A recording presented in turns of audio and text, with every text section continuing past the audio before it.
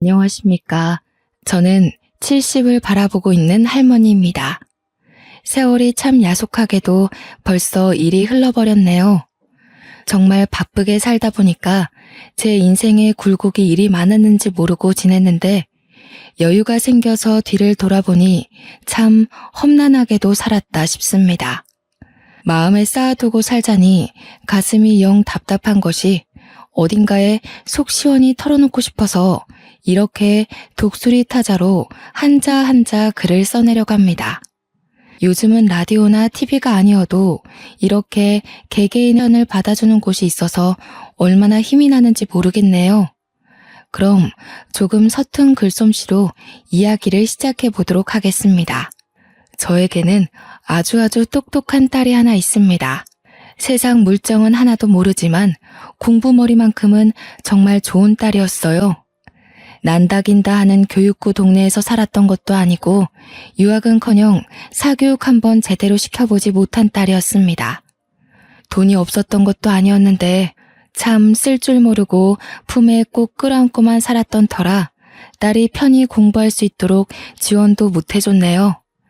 하지만 우리 딸은 그런 와중에도 늘 전교 1등을 하던 아이였습니다. 단 한 가지, 공부머리만 좋았던 딸이 친구들이나 사회에서 상처를 받고 돌아올까 걱정이 참 많이 되었습니다.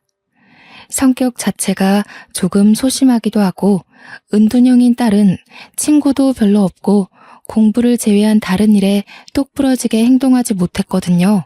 당연히 나이가 차도록 연애 한번 못 해보고 살았습니다.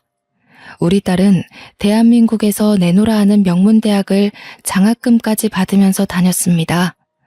학비 지원 하나 못해줄 형편도 아니었지만 정말 코피를 쏟아가면서 열심히 공부를 해서 이뤄낸 성과였죠. 하지만 학교에서도 친구 하나 없이 지내는 것 같았습니다. 이야기를 들어보면 친구들과 술을 마신다던가 밥을 먹었다는 소리 하나 없이 매일같이 도서관에서 몇 시간을 공부했다는 이야기뿐이었거든요. 그런 우리 딸이 취업 하나는 또 기가 막히게 했습니다. 외국 계열의 제약회사 연구원으로 들어가서 일을 하게 되었거든요. 신약 개발에 투입되어 성공적인 결과를 낸 덕분에 성과금도 엄청 많이 받고 나이는 어리지만 능력 또한 인정받게 되었습니다. 이 회사도 저 회사도 딸에게 언제든지 넘어오라며 연봉을 원하는 만큼 맞춰줄 수 있다고 했습니다. 딸은 신약 개발을 하는 것도 좋지만 하고 싶은 공부를 마음껏 할 수 있는 지금 회사가 참으로 마음에 든다고 했죠. 어릴 때부터 뚝심 있게 공부를 하더니 커서도 공부에 매진하는 모습이 참 한편으로는 예쁘면서도 걱정이 되기도 했습니다. 점점 나이는 30대에 가까워지는데 우리 딸은 연애 한번 못 해봤으니까요. 남편과 저는 남몰래 선짜리라도 주선해야 하나 걱정이 참 많았답니다. 도통 남자에 관심이 없으니 혹시나 취향이 조금 남다른가 하는 생각도 했습니다. 남편은 술을 진탕 먹고 한번 물어보자고 열린 마음으로 받아줄 수 있다는 이야기까지 했습니다만 저는 아닐 거라 굳게 믿었죠. 하루는 남편이 혹시나 싶어 넌지시 물어보니 딸이 기겁을 하면서 아직 남자를 만나고 싶은 마음이 없었을 뿐이라고 단칼에 의심을 잘라냈습니다. 그 뒤로는 정말 남편과 저는 매일같이 기도를 드리며 딸에게 좋은 짝지가 나타나길 기다렸어요. 하지만 하늘도 무심하시지. 그런 기도가 무색하게 남편이 큰 병을 얻고 말았습니다. 남편이 췌장암에 걸리고 말았어요. 췌장암이라는 게 증상이 워낙 늦게 나타나기도 하고 쉽게 알아차리기 어려운 곳에 자리를 잡다 보니 항암 치료도 이미 늦은 단계에서 발견이 되었습니다. 저는 정말 좌절했고 딸아이 또한 한동안 충격에 쌓여 헤어나오질 못하는 수준이었습니다. 남편만 덤덤하게 제 손을 잡고 임자, 이제 내가 가려나 봐. 우리 딸 꼭 좋은 자리에 시집 보내고 내가 손 못 잡아줘서 미안해 하며 눈을 감았습니다. 딸과 저는 부둥켜 안고 얼마나 울었는지 모르겠어요. 화장터에 도착해서 남편을 태우는데도 이게 꿈인지 생시인지 구별이 가지 않을 만큼 현실감이 없었습니다. 정막이 쌓인 집에서 저는 남편의 온기를 찾아 며칠을 헤매곤 했습니다. 딸은 그런 저를 일으켜 세워준 하나뿐인 가족이었습니다. 남편이 죽고 나서 딸은 더욱 연구에 매진하기 시작했어요. 집에 돌아오지 않는 날이 적지 않을 만큼 회사 연구실에서 먹고 자며 일을 했습니다. 그 이유는 췌장암을 빨리 알아차릴 수 있는 검진 키트를 만들고 싶어서였습니다. 저는 그런 우리 딸의 마음을 너무나도 잘 알기에 말리지 못했습니다. 그렇게라도 해서 아버지의 마지막을 곱게 마무리하고 싶었기 때문일 테니까요. 다행히도 남편은 저에게 마지막 선물처럼 보험금을 남겨주고 떠났습니다. 처음에 보험회사에서 금액을 듣고 통장을 수령했을 때는 선물이라고 생각했는데 시간이 흐르고 나니 짐덩이 같더군요. 남편의 목숨값인데 이걸 어떻게 쓰나 싶어서 그랬습니다. 그렇게 딸과 저는 서로를 의지하며 점차 마음의 안정을 찾았고 처음에는 온기가 사라진 집에 슴슴한 온기를 불어넣었습니다. 몇 년의 세월이 더 흐르고 딸아이가 35살이 되었을 때 비로소 저에게 결혼을 하고 싶다며 남자를 소개시켜 주었습니다. 저는 정말 깜짝 놀라고 말았죠. 매일같이 회사 일에만 매진하던 딸이 어느 세월에 연애를 해서 결혼 이야기를 하는지 저는 꿈에도 눈치채지 못하고 있었거든요. 저는 무척이나 긴장하며 예비 사위를 기다렸습니다. 진중하고 소심한 우리 딸이 어떤 남자를 내 눈앞에 데려올까 너무너무 궁금해서 그 전날엔 잠도 제대로 들지 못할 정도였습니다. 그렇게 딸이 데려온 남자의 첫인상은 다시 생각해도 참 별로였습니다. 생긴 게 너무 반질반질해서 뭐랄까 좋게 말하면 진하게 잘생긴 얼굴이었지만 나쁘게 말하면 카바레에 있을 법한 제비처럼 생긴 얼굴이었습니다. 생긴 걸로 판단하면 안 된다고 하지만 첫인상부터 편견을 가지게 만드는 그런 외모였습니다. 옷도 단정치 못하고 조금 과하게 삐까뻔쩍한 반질반질한 실크 셔츠 같은 걸 입었는데 색도 어찌나 화려한지 정말 딱 보기에 딸과 어울리지 않았죠. 공부밖에 모르고 살았던 우리 딸과는 결이 다른 모습이랄까요? 저는 무척이나 걱정이 되었습니다. 딸의 눈이 정말 하트로 변해 있는 게 멀리서 봐도 느껴지는 정도였는데 예비 사위에게서 그런 느낌이 전혀 나지 않았거든요. 저는 조심스레 두 사람의 만남이 어디서부터 시작된 건지 슬쩍 물어보았습니다. 그러자 딸이 아주 수줍어하면서 이야기를 하는데 예비 사위가 무명 생활이 조금 긴 모델이라고 하더라고요. 연구원인 딸과는 전혀 접점이 없는 직업이라 저는 예비 사위가 사기꾼 같다는 생각을 지울 수가 없었습니다. 그러면서 딸이 저에게 몇 년 전에 만들었던 신약이 풀리면서 예비 사위가 지명 광고의 모델로 발탁이 되었고 촬영장에 놀러 갔다가 인연이 닿았다고 했습니다. 제가 유명한 모델이냐고 되물으니 그건 아니라고 손사래를 치더군요.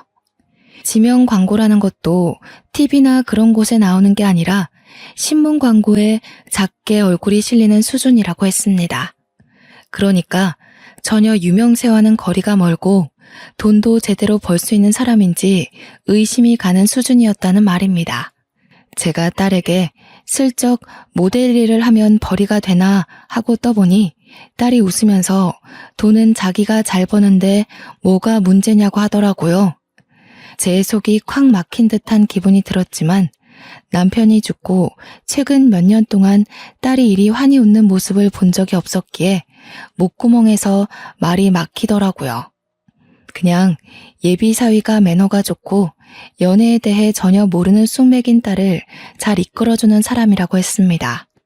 그 말을 하면서 서로 마주보고 웃는데 제가 어찌 반대하겠나 싶더라고요.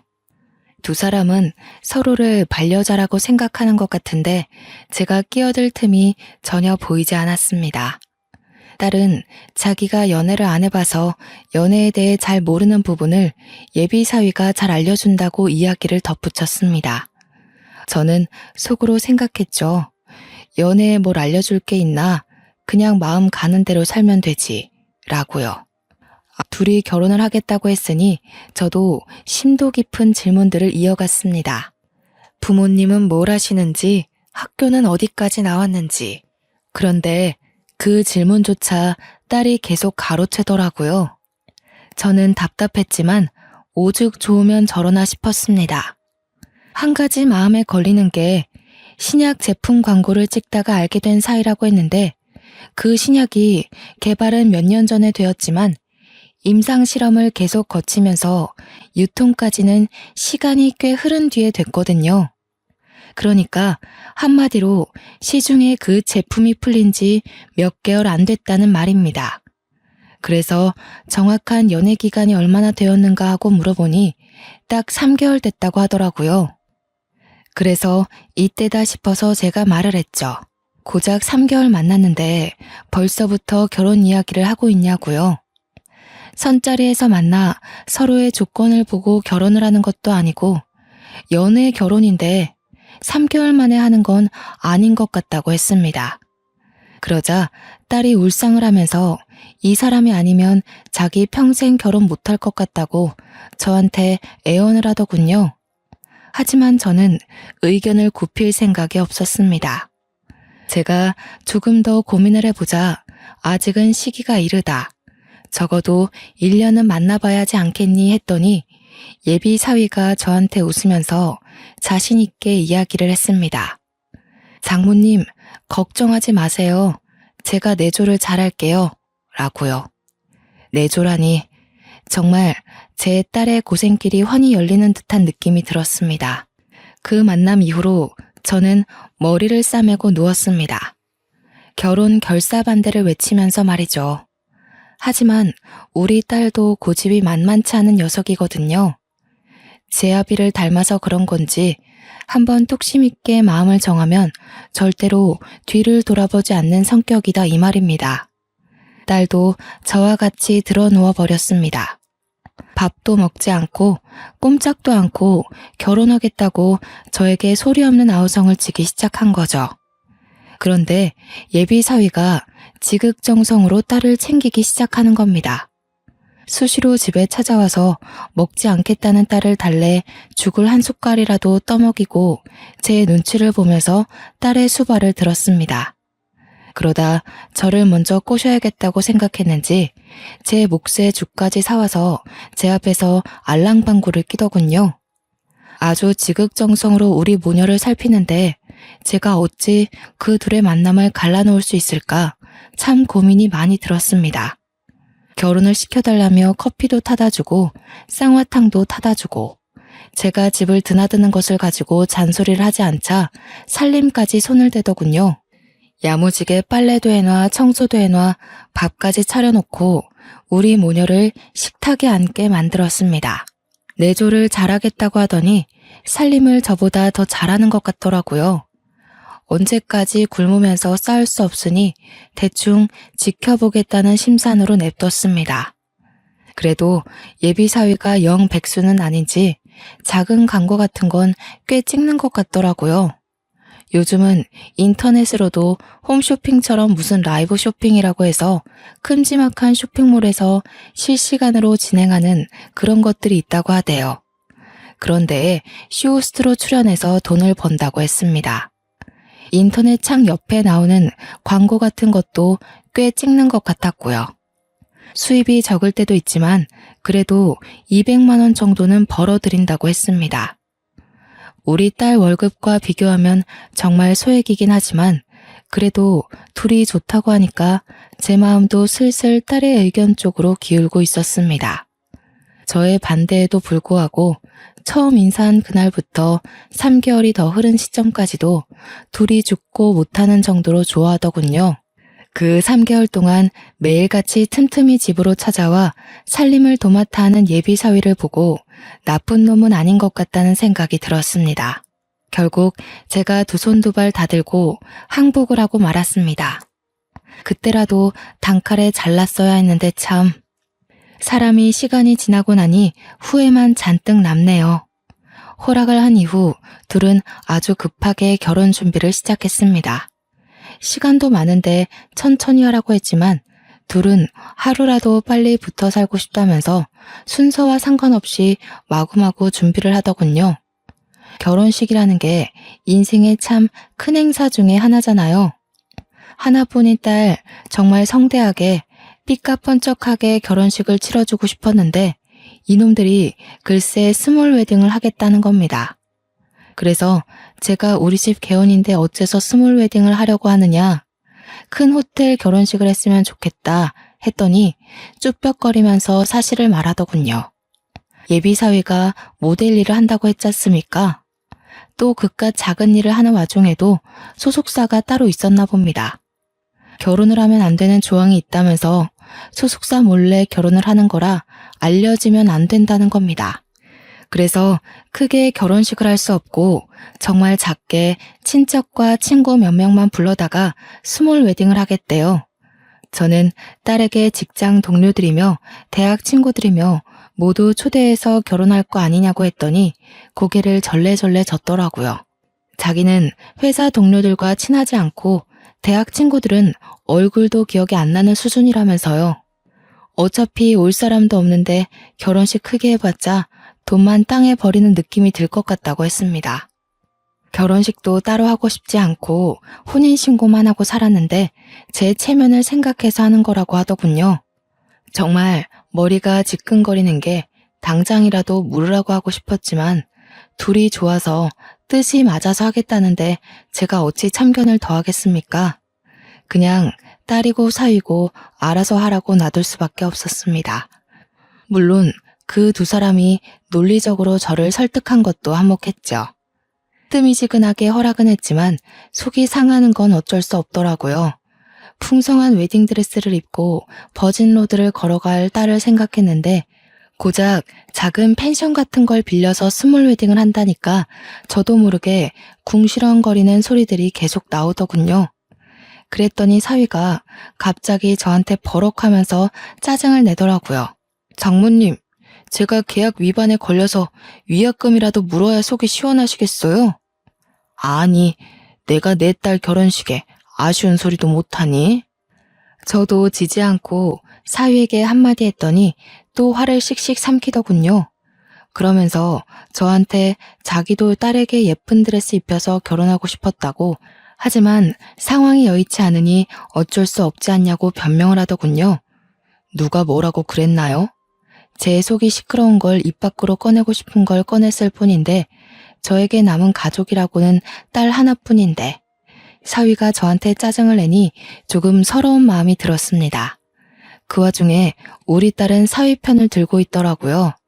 지들끼리 알아서 이야기 다 끝냈는데 계속 궁시렁거리면 지들 속은 어떻겠냐고 하면서요. 제가 여태 뿌린 축의금만 해도 얼만데 속 편하게 저런 소리 하고 있으니 참 세상 물정 모르는 것들끼리 잘도 만났구나 싶었습니다. 아무튼 그날 이후 정말 간단하게 스몰 웨딩을 했습니다. 준비한 것들이 너무 없어서 결혼식에 초대된 친척들에게 민망할 정도였지만 그들도 제 속이 시끄러운 걸 이해하는지 아무 소리 않고 축의금을 주더군요. 나중에 따로 밥이라도 대접해야 할 것 같은 결혼식 분위기를 어떻게든 이겨내고 딸과 사위를 신혼여행길로 보냈습니다. 적적하게 혼자 남아 집에 있으니 참 그동안 딸을 키웠던 30여 년의 세월이 주마등처럼 스쳐가더라고요. 남편이 있었다면 이런 스몰 웨딩은 하지 않았을 텐데 하는 생각도 들고요. 신혼여행에서 돌아온 딸은 혼인신고를 마치고 신혼집으로 들어갔습니다. 딸이 모아둔 돈이 꽤 있었지만 돈을 오롯이 신혼집 구하는 데 사용하는 것을 제가 반대했습니다. 딸이 얼마나 힘들게 고생해서 번 돈인지 잘 알고 있었고 괜히 사위는 뭣도 해오지 않는 마당에 딸 혼자서 그 큰 집값을 감당해야 할 필요를 못 느꼈기 때문이었습니다. 남편이 남겨준 부원금으로 노후를 위해 사두었던 아파트의 전세 계약이 끝날 시점이 되어서 그 집으로 딸을 들여보냈습니다. 그리고는 그냥 전세 계약 해준 거라고 대충 말을 해놨었는데 사돈어른이 등기부 등본이라도 떼본 건지 입주하는 날 저에게 전화를 하셨더군요. 아니 사돈, 그 집 전세 계약 해준 거래서 그냥 돈 좀 보태주신 줄 알았더니 사돈 명의더라고요. 예, 그건 어찌 하셨는지. 무슨 문제가 있나요? 아니요. 혹시라도 집 해주셨다고 우리 아들 기죽이시는 건 아닌가 싶어서요. 요즘 반반 결혼이 추세하고 하잖아요. 이왕 집은 사돈이 해주셨으니까 명이라도 반반 해주시는 건 어때요? 그 집은 제 노후 자산입니다. 언제까지 아이들 살게 놔둘 집도 아니고 사위가 성공해서 지들도 좋은 동네로 이사 가야죠. 제가 딱 잘라 거절을 하면서 은근히 사위 보고 돈 많이 벌어오라 해라는 식으로 말하자 사돈이 황급히 전화를 끊었습니다. 끊긴 전화를 내려다보는데 반반 결혼 운운하면서 반반은 하나도 한 것 없이 명의만 뚝 잘라 떼달라고 하니까 화가 나더라고요. 그 길로 사위에게 전화를 걸어서 한 소리 했습니다. 사돈어른이 그런 이야기를 하셨는데 불쾌하다고 하면서 혹여나 콩고물 떨어지길 기대한다면 마음을 일찍 접으라고 했습니다. 저는 그 집을 딸에게 평생 살 집으로 넘길 생각이 없었어요. 말 그대로 노후 자산이고 일종의 투자 개념으로 사둔 집이었으니까요. 사위는 멋쩍은 듯 죄송하다고 이야기를 하고 전화를 끊었습니다. 그래도 똑 부러지게 말했으니 잘 알아듣겠지 싶었는데 30분이 채 지나지 않아 딸에게 전화가 오더군요. 그러더니 다짜고짜 저한테 화를 내는 겁니다. 왜 자기 남편 기를 죽이냐고요? 제가 도대체 언제 기를 죽였다는 건지 기가 막히고 코가 막혔습니다. 그러면 나한테 명의 반반해달라고 이야기하는 건 기를 살리는 말이냐고 했더니 딸이 입을 꾹 다물더라고요. 무슨 오해가 있어서 그런 것 같다면서 그런 문제는 신경 쓰지 않아도 된다고 지들도 돈 벌어서 큰 집 갈 거라고 하대요. 그래서 그냥 무소식이 희소식이다 생각하고 살 테니 잘 살아보라고 했습니다. 그렇게 한동안을 서로 연락 없이 살았습니다. 저도 제 나름대로의 사교 활동을 하느라 바빴고 딸은 신약 연구 프로젝트에 참여하게 되어 매일 야근을 한다고 했습니다. 배양하는 세포가 10시간 이상을 살 수가 없어서 자꾸 지켜봐야 한다 어쩐다 했는데 어려운 분야라 그런지 알아듣질 못하겠더군요. 그런데 제가 친구들을 만나러 나갔다가 지독한 독감이라도 옮은 것인지 그날 저녁부터 몸이 으슬으슬 아프기 시작했습니다. 아침에 눈을 떴는데 열이 39도까지 오르더라고요. 그래서 동네 병원으로 가서 독감 검사를 해야겠다 싶어 옷을 주섬주섬 입는데 머리가 핑핑 돌아서 도무지 움직이지를 못하겠는 겁니다. 딸이 분가하기 전이었다면 분명 약이며 뭐며 일일이 다 챙겨주고 있을 텐데 결혼해서 나가서 사니까 저를 챙겨줄 사람이 하나 없더군요. 그럴 때면 정말 일찍 절두고 떠나버린 남편이 야속하게만 느껴졌습니다. 딸은 새 프로젝트 때문에 바쁘다고 했으니 저를 병원까지 데려다 줄 사람은 사위 하나밖에 없었습니다. 그래서 제가 사위에게 덜덜 떨리는 손을 부여잡고 전화를 걸었습니다. 신호가 한참을 가는데도 받지 않더군요. 그러다 포기하고 전화를 끊을 때쯤 사위가 전화를 받더니 저한테 와다다다 자기 할 말을 쏟아내더군요. 장모님, 제가 결혼한 거 업계에는 비밀이라고 했잖아요. 이렇게 갑자기 전화부터 하시면 제가 곤란하거든요. 제가 결혼한 거 절대로 들키면 안 되니까 앞으로 먼저 전화하지 마세요. 아니 이서방, 지금 그게 나한테 할 소리인가? 용건이 있으시면 문자 메시지 남겨두시면 되잖아요. 그럼 제가 틈날 때 전화를 드릴게요. 제가 위약금 물게 되면 그거 장모님이 내주실 거예요? 아니잖아요. 저 지금 촬영 들어가야 하거든요. 나중에 다시 이야기해요. 그러더니 전화를 뚝 끊어버리는 게 아니겠어요. 아픈 와중에도 제 할 말은 하겠다고 서운한 티를 팍팍 내는데 사위는 한숨을 내쉬면서 바쁘다고 끊어버렸습니다. 잘 나가는 모델이면 또 몰라도 고작 인터넷 광고 몇 개 찍은 걸로 저런 생색을 내니 어이가 없을 뿐이었죠. 이 와중에 열은 계속 오르고 정신은 몽롱해지고 결국 쓰러지기 일보 직전에서야 119에 전화를 걸었습니다. 현관문까지 열었던 것은 기억이 나는데 그 뒤로는 아무것도 기억나지 않더군요. 고열에 정신을 놓아버리고 말았던 것이었어요. 결국 병원 측에서 딸에게 연락이 간 것인지 딸이 병원으로 찾아왔습니다. 병명은 독감으로 인한 급성 폐렴이었어요. 딸은 제가 눈을 뜨자마자 저한테 한다는 소리가 미련하게 왜 집에서 아픈 걸 참고 있냐며 진즉 병원을 왔어야지 하는 겁니다. 저도 갑자기 밤사이 아프기 시작한 거라 이렇게 될 줄 몰랐는데 말이죠. 아픈데 딸까지 제 마음을 몰라주니 너무 서럽더라고요. 그러면서 전화는 왜 안 했냐고 하는데 제가 눈물을 뚝뚝 흘리면서 사위에게 전화를 했다고 했습니다. 딸이 바쁜 거 아니까 사위에게 전화를 했는데 매몰차게 전화하지 말라 했다고 하니 딸이 당황하더군요. 그러더니 저한테 요즘 사위가 일이 밀려 들어와서 많이 바쁘다고 앞으로는 지한테 하라고 하더이다. 제 생각엔 백수나 다름없는 사위놈인데 그깟 거 몇 개 했다고 웃새는 꼴이라니. 딸이 변명을 하듯 요즘 일이 많이 들어온다면서 오늘도 오디션 보러 갔다고 했습니다. 딸 말대로라면 제 사위는 왜 TV에는 코빼기도 안 비치는 걸까요? 자랑도 엄청나게 했을 법한데 조용한 걸 보면 오디션 보는 족족 떨어지는 건 아닐까요? 병원에서 꼬박 3일을 입원해 있는 동안 사위놈은 얼굴 한 번 안 비쳤습니다. 태어나는 날에도 딸 혼자 왔길래 사위는 어쩌고 너 혼자 왔냐고 전화해서 데리러 오라고 말하라 했습니다. 그러자 딸이 우물쭈물하면서 전화기를 꺼내지도 않더군요. 전화해보라고 독촉을 하니 그제서야 전화를 못한다고 하는 겁니다.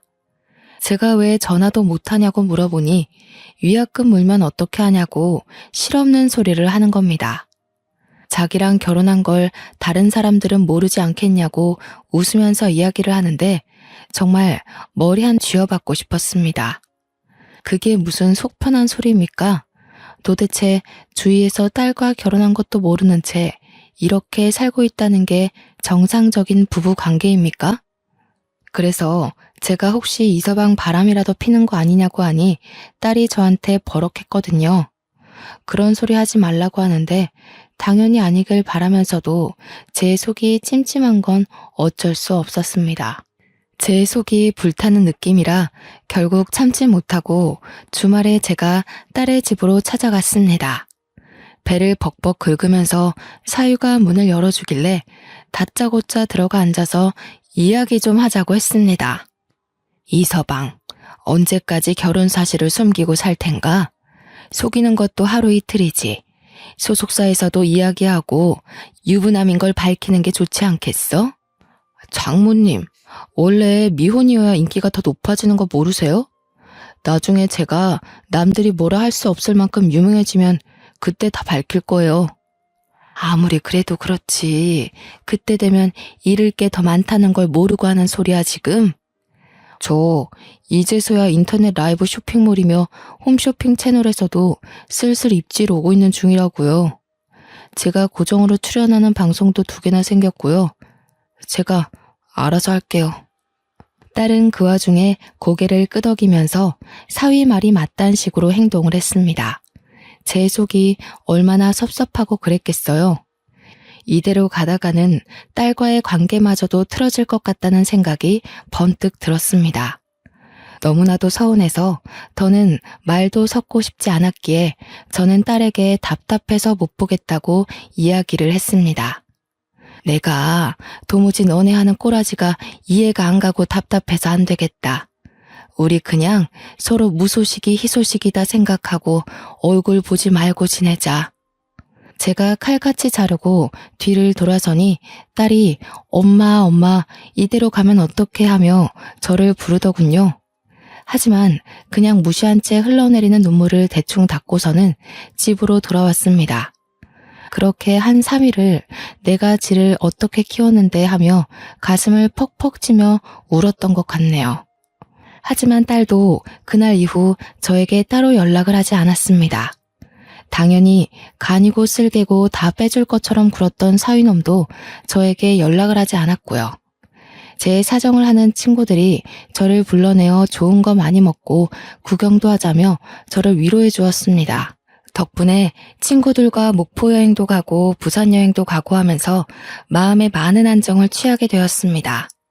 그렇게 1년이라는 시간이 지나는 동안 명절에도 제 생일에도 딸네 부부는 연락 한 통 없었습니다. 물론 저도 딸 생일이나 사위 생일에 먼저 연락을 하지 않았으니 쌤쌤이라고 해도 무방하겠네요. 찾아오지도 않고 그 흔한 문자 한 통 없으니 가슴이 아리고 쓰리고 했지만 없는 셈 치고 살자고 마음을 먹었습니다. 간간히 그리운 마음도 들었지만 연락해봐야 제 속만 아프지 않겠습니까? 걷어낼 수 있을 때에는 가차없이 걷어놔야겠지요. 1년이 지난 어느 날 무심코 일일 드라마를 보다가 TV 채널을 돌렸는데 사위가 광고에 떡하니 나오지 않겠습니까? 보니까 무슨 노래 경영 프로그램 광고였는데 거기에 출연을 하는 모양인지 사위 얼굴이 떡하니 잡히더군요.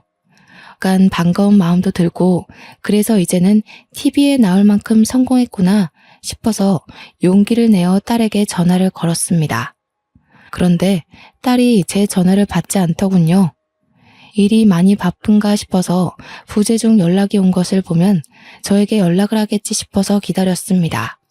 하지만 밤 12시가 되도록 딸에게 연락이 없었습니다.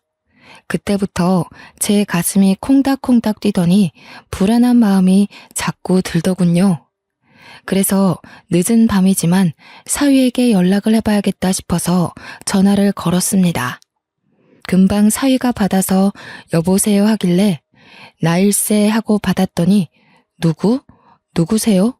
이러는 게 아니겠습니까? 제 번호도 저장을 안 해둔 건지 아니면 지워버린 건지 제가 누군지 모르는 눈치였습니다. 제가 한숨을 푹 쉬면서 자네 장모일세 하니까 갑자기 목소리가 싹 바뀌더니 왜 전화하셨어요? 하고 되묻더라고요. 자네 TV 광고에 나온 거 보고 전화했네. 이제는 TV에도 나오고 돈은 좀 벌었는가? 자네가 그렇게 말하던 유명한 사람이 되었으니 이제 우리 딸이랑 결혼한 것도 다 밝혔나 싶어서 전화해봤네. 그러니 사위가 나지막하게 작은 목소리로 저에게 대꾸를 했습니다. 제가 미쳤어요? 결혼했다고 이야기를 하고 다니게?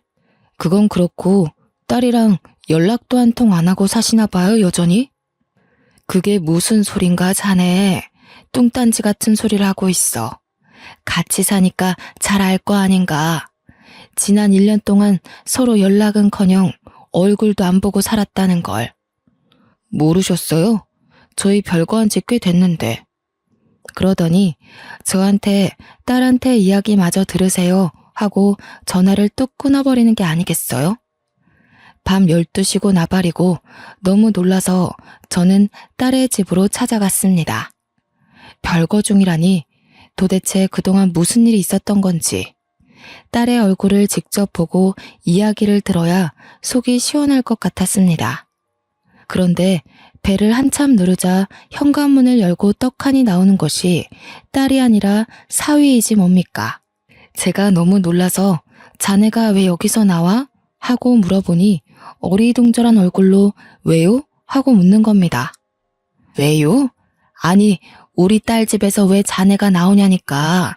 별거 중이라며. 짐 싸서 나간 게 장모님 딸이에요. 이게 말이나 되는 소린가 지금? 내 명의의 집인데 내 딸이 나간다는 게.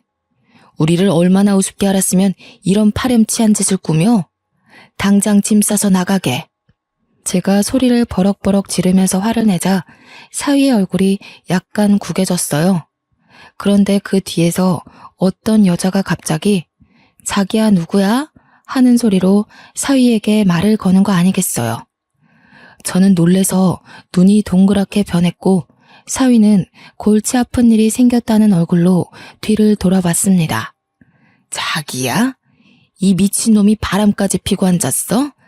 내 집에서 상간녀랑 함께 지내고 있단 말이야? 내가 누군지 궁금하쇼? 내가 이 버러지 같은 놈 장모 되는 사람이요. 장모요? 무슨 소리야 자기야? 자기 유부남이었어? 여자친구 없다며. 그러자 사위가 막 횡설수설하면서 변명을 시작하는데 듣기에도 말도 안 되는 말들만 내뱉고 있었습니다. 상간녀가 씩씩거리면서 사위의 뺨을 확 내리치는데 얼굴이 돌아갈 정도로 세게 때리더라고요.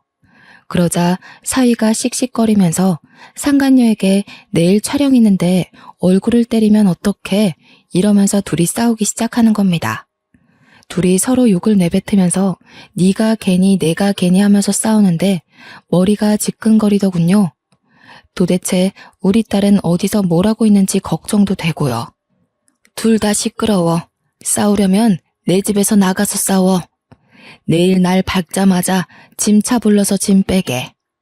그러자 사위가 장모님 오해해요 하면서 갑자기 제 바지가랑이를 붙들고 이야기를 하는데 상간녀라는 여자는 저한테 유부남인 거 진짜 몰랐다고 하면서 도망을 가려고 하더군요. 그 타이밍에 딸에게 전화가 걸려왔어요. 엄마 무슨 일 있어요? 너무 오랜만이죠. 하길래 당장 너 살던 집으로 돌아오라고 하니 말이 없더군요. 사위 이야기 다 들었으니 당장 오라고 하니 20분도 안 되어서 딸아이가 집으로 왔습니다. 둘이 살던 집 근처 원룸을 얻어서 나가 있었다고 하더군요. 이 모질이야. 나가도 저놈이 나가야지 왜 네가 나가고 앉았어? 그러니 딸이 답답하게 저 사람이 원룸 얻을 돈이 어디 있어 이러대요. 제가 딸의 등을 퍽퍽 치면서 그래서 이런 놈이랑 결혼하면 안 된다고 했어 안 했어 하면서 오열을 했습니다. 그러자 딸도 저를 보고 설움이 복받쳤는지 울기 시작했습니다. 딸이 우니 제 가슴이 더 찢어지는 듯한 고통에 휩싸였어요.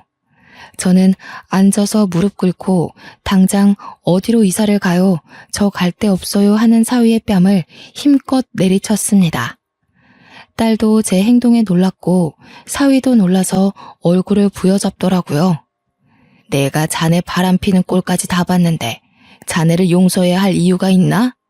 갈 데 없는 건 내가 알 바가 아니니 당장 꺼지게. 내 눈앞에서 당장 꺼져. 그럼 재산분할 해주셔야죠. 자네가 장가 올 때 뭘 들고 왔다고 재산분할을 요구하나? 법대로 하자고. 바람핀 증거며 뭐며 내 눈으로 똑똑히 봤는데 내가 못할 것 같나? 어디 한번 소문 제대로 내보자고. 딸은 바람 폈다는 소리에 그게 다 무슨 소리냐고 벌벌 떨고 있더라고요. 알고 보니 사위가 소속사에서 눈치를 챈 것 같으니 잠시 별거를 하자는 식으로 말해서 딸을 원룸으로 보낸 것이었어요. 그러다가 결혼 소식을 알리니 많이 하는 문제로 딸과 다툼이 자주 있어서 지금은 싸운 상태였다고 했습니다. 그게 전부 사위놈이 바람을 피려고 계략을 짠 것이었죠. 딸은 사위에게 깊은 배신감을 느꼈는지 부들부들 떨었습니다.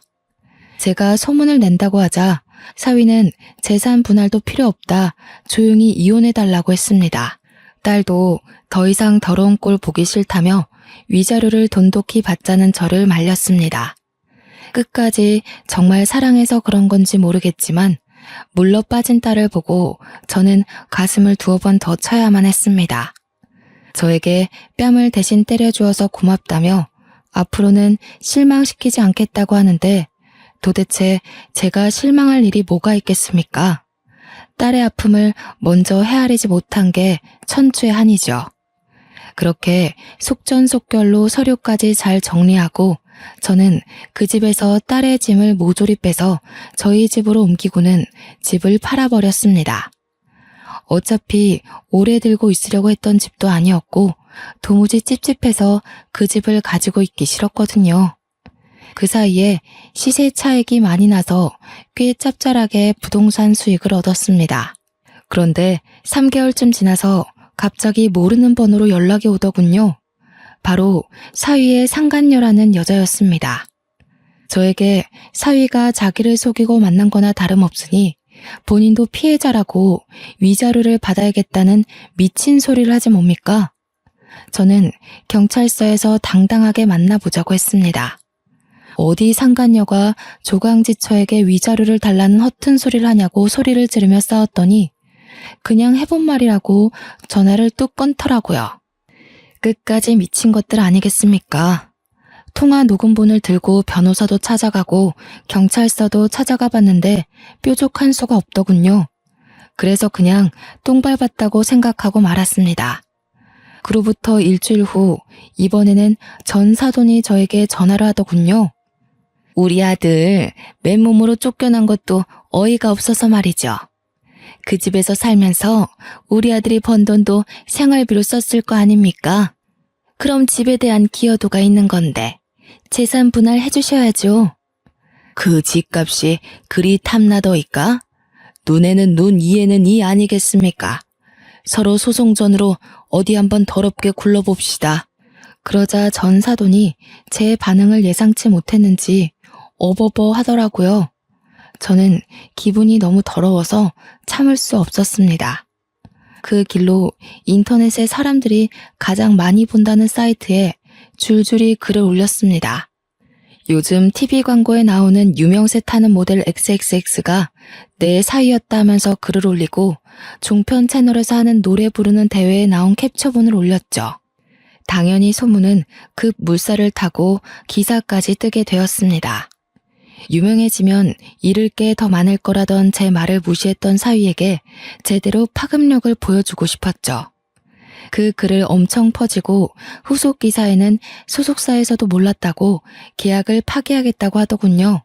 그날 저녁에서야 사위와 사돈이 번갈아가며 지들 생각이 짧았다고 제발 글 좀 내려달라고 거짓말이었다고 이야기해달라는데 제가 왜 그래야 합니까? 소속사에서 위약금으로 계약금의 몇 배를 달라고 했다더군요. 얼마나 고소한지. 딸과 저는 마사지까지 받고 와서 둘이 나란히 누워 두 다리 뻗고 잠을 잘 잤습니다.